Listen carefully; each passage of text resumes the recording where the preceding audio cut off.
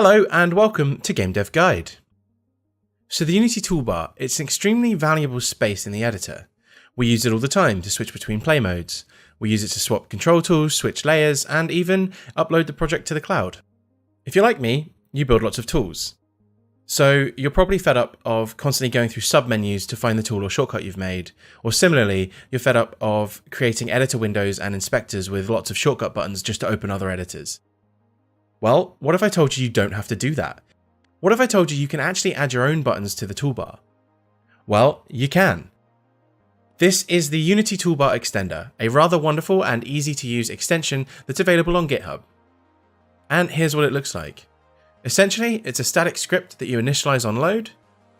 You then add a GUI method and write like any other script.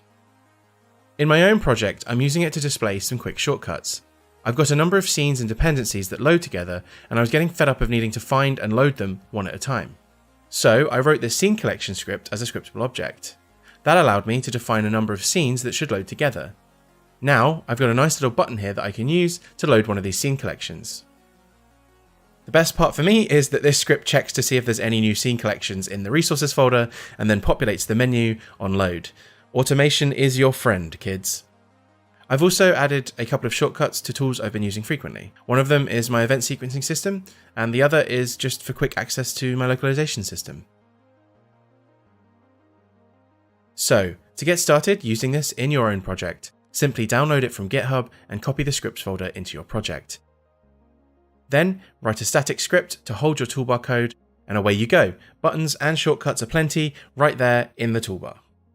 And that's it for this guide. Nice and quick one for you this week, but it's a super useful script if you're someone like me who does a lot of work with editor tools. If you've enjoyed this video, be sure to hit the like button and leave a comment. Let me know what you'd use the toolbar extension for. And of course, if you're interested in more game dev tips, tricks, and tutorials, be sure to subscribe.